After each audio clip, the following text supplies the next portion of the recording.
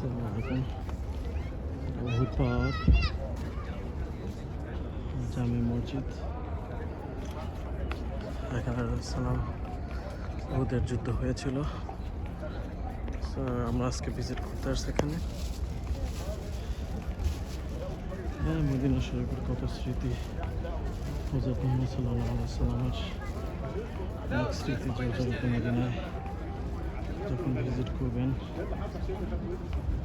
যদি সময় নিয়ে ভিজিট করতে পারেন, দেখেন অনেক কিছু আছে, নতুন কিছু চেনা, নতুন কিছু জানার অনেক কিছু আছে মদিনায়।